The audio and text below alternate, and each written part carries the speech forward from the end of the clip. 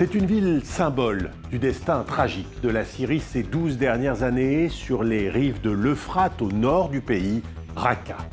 Dès le début de la révolution contre Bachar el-Assad en 2011, elle est une des cibles principales pour les groupes rebelles. Raqqa tombe entre leurs mains en 2013, mais ils la perdent rapidement au profit du groupe État islamique. Daesh va faire de Raqqa la capitale de son califat autoproclamé.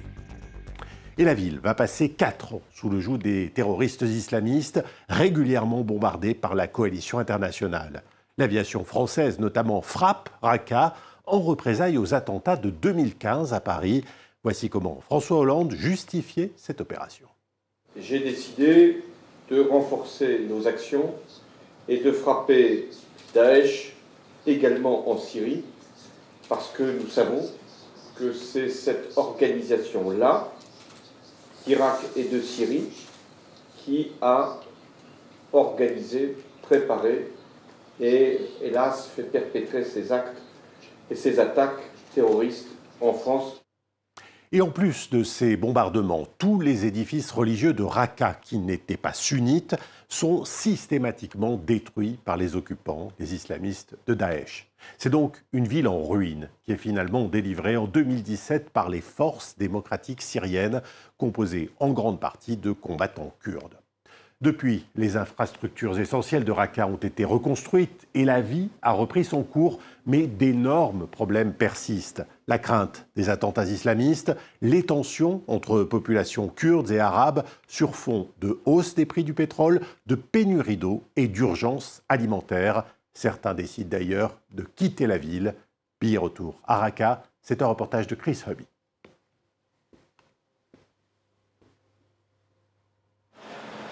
Raqqa, l'ancienne capitale de l'État islamique, vit aujourd'hui dans une ambiance grouillante et retrouve le goût de son patrimoine. Regardez ici. Cet homme qui nous montre avec fierté la célèbre porte de Bagdad et nous entraîne vers les remparts de la cité en pleine restauration, c'est le cheikh Mohamed Nour Al-Zeb. Là, ce sont les vieilles restaurations. Et regardez, il y a des erreurs dans le travail d'origine. Le cheikh co-dirige le conseil civil qui administre Raqqa avec l'autorité kurde. Depuis 5 ans, il s'occupe de la reconstruction de la ville. Et ce matin, il s'inquiète de l'avancée des travaux effectués sur ces remparts historiques. C'est là, la base du mur. Avec le temps, il s'est beaucoup abîmé. Et toute la structure s'est tassée. Ça date de 727 ? Oui, depuis le règne d'Abu Ja'far al-Mansour. Malgré l'engagement des autorités, la restauration de cet héritage archéologique, classé au patrimoine mondial de l'UNESCO, prend du retard.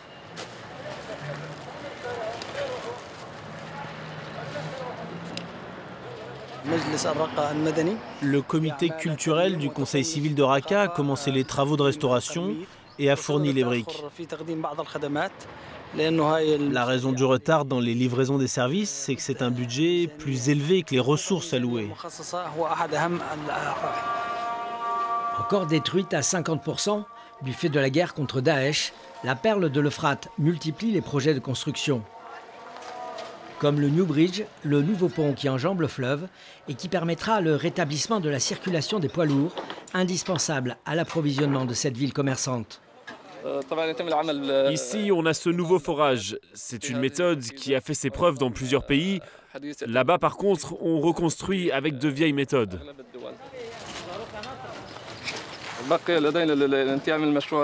Ce qu'il nous reste à faire, c'est installer un pilier au milieu du courant, là, et refaire le pilier là-bas qui a été détruit.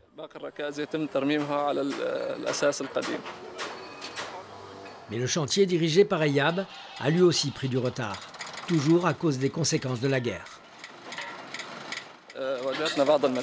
On a eu beaucoup de problèmes. Déjà avec la présence de beaucoup de mines, dans l'eau, sous le pont, et spécialement avec des mines utilisées pour détruire des piliers. On a été obligé d'appeler les autorités pour déminer.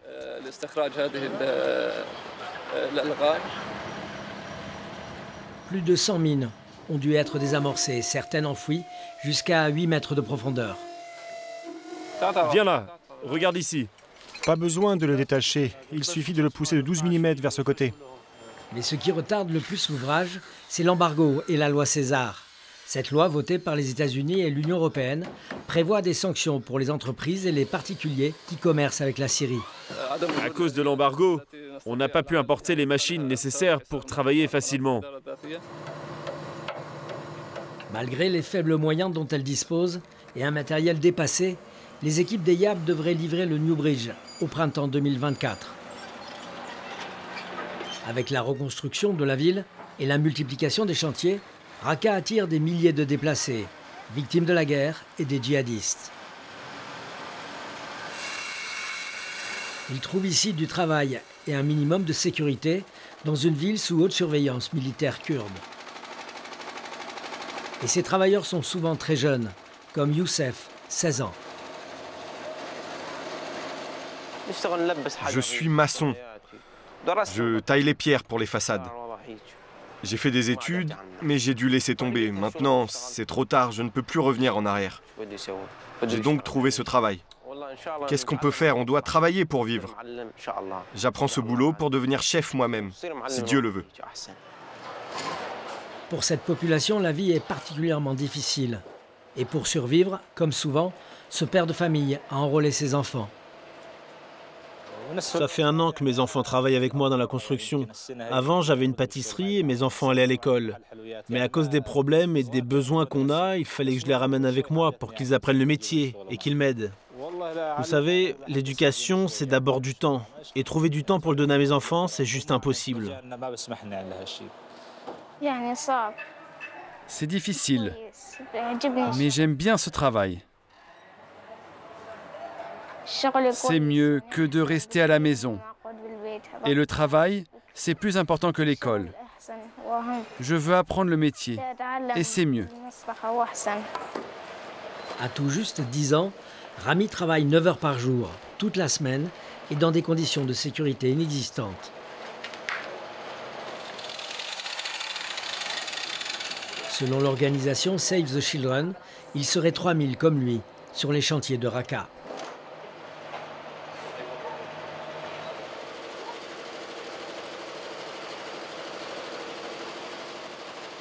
Dans cette ville qui manque de tout, le Conseil civil s'attaque à un autre chantier d'envergure, la reconstruction sociale.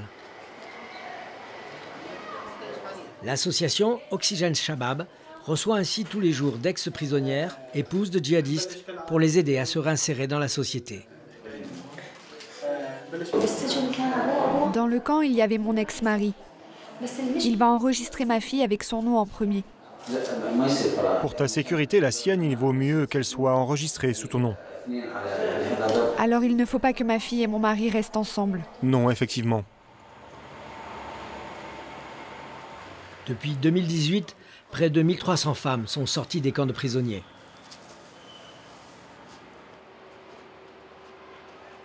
Mouna est l'une d'entre elles. Cette ancienne professeure d'anglais travaille désormais pour l'association. Je suis revenue dans le même quartier dans lequel j'étais en 2012. Je connaissais tout le monde. Avec un salaire et un logement, Mouna redevient progressivement une habitante de Raqqa comme les autres. Selon elle, la page de son engagement dans l'État islamique est tournée.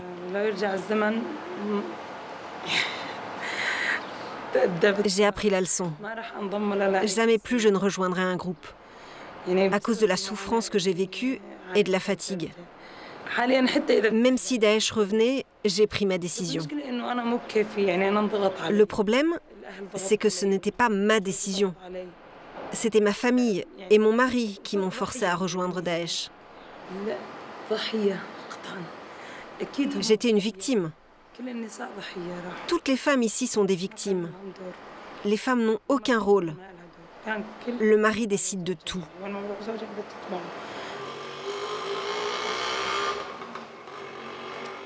Grâce à cette politique de réinsertion, Yasmine, 32 ans, a quant à elle décidé d'ouvrir une petite boutique de cosmétiques et de lingerie. Mais ce commerce n'a pas tenu lieu de seconde chance. Je suis trop fatiguée psychologiquement Et je peine à subvenir à mes besoins avec ce travail. Soit j'y arrive, soit je n'y arrive pas. Marié par 2 fois pendant le califat à des djihadistes étrangers, son retour à une vie normale reste compliqué. Je voudrais partir là où je ne connais personne et où personne ne me connaît. Ce sera mieux que de vivre ici, là où soi-disant on est revenu chez nous, alors qu'on n'est pas bien accueilli et où on est toujours sous des regards malveillants.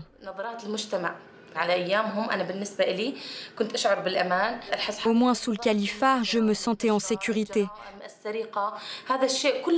Maintenant, il y a des problèmes de drogue, de crimes et de cambriolage. Tout ça n'existait pas avec Daesh. Notre seul souci, c'était les bombardements. Maintenant, on voit juste la discrimination entre les Kurdes et les Arabes, les déplacés et les locaux. On ne sent que des tensions.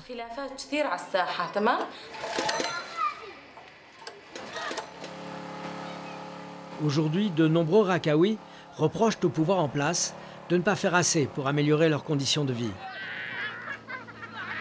Une situation d'autant plus critique que le nombre de laissés pour compte augmente, transformant la reconstruction de la ville en miroir aux alouettes.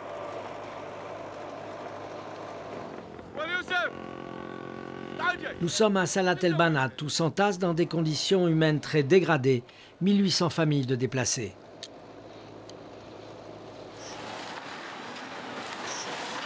Quotidiennement, les camions poubelles viennent décharger les détritus de Raqqa, situés à seulement quelques kilomètres de là.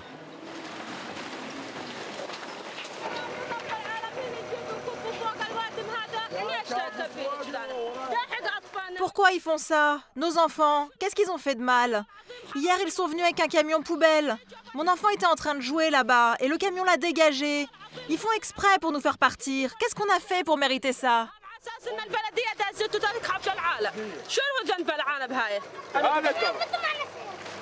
Passe par là. C'est le chemin.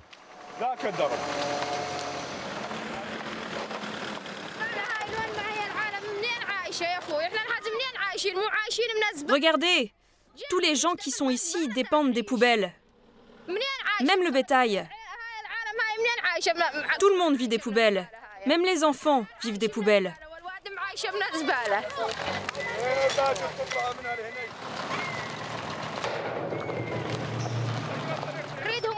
On cherche juste de l'aide, surtout pour les enfants. Mais il n'y a rien. On ne cherche qu'à survivre.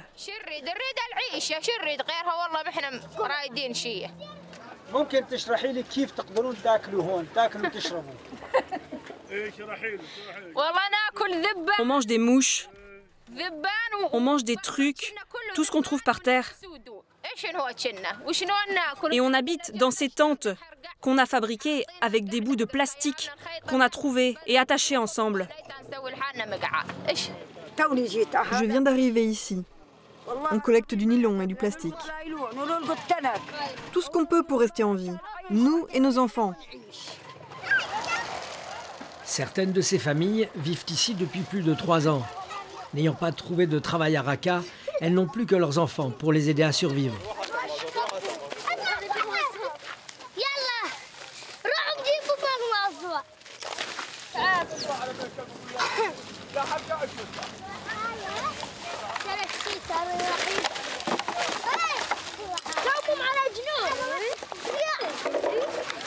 ممكن تشرحوا لي شو عم تسوون هون؟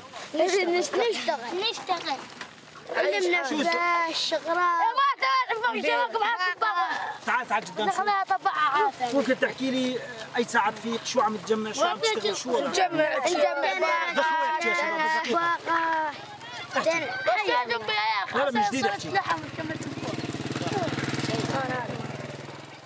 Du matin au soir, ils fouillent dans des dizaines de tonnes de déchets, à la recherche de nourriture et de tout ce qui pourrait se revendre dans les rues de Raqqa. On ramasse des bouts de métal, des sacs plastiques, des canettes. On travaille juste pour gagner notre vie. À cause de l'inflation qui a frappé toute la région en septembre dernier, ces populations n'ont jamais été autant précarisées.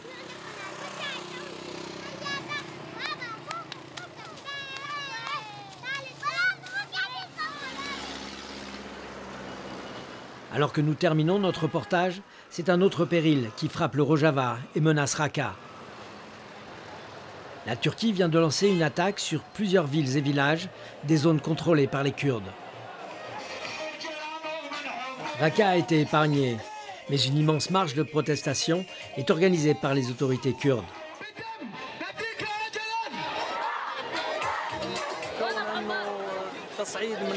Il y a une escalade militaire turque qui vise les civils et les infrastructures, les centres d'électricité et d'eau. Et cette escalade, elle a pour but de paralyser les services de tout le nord-est de la Syrie.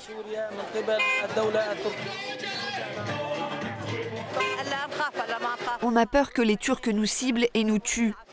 On a vraiment peur. Je ne veux pas que ça arrive. La peur ajoutée à la pauvreté et aux tensions exacerbées entre les différents groupes de population de Raqqa, un contexte qui fait inévitablement craindre un retour de Daesh. Il y a des gens qui soutiennent Daesh, des gens qui se débrouillent pour qu'on vive toujours dans la peur. 6 ans après la chute du califat autoproclamé de Daesh, c'est toujours à Raqqa que semble se jouer l'avenir du nord-est syrien. Et voilà donc pour ce reportage à Raqqa, 10 ans après sa chute aux mains des islamistes. Un reportage que vous pourrez retrouver bien sûr sur france24.com. Je vous dis à très vite pour un nouveau numéro de Billet Retour.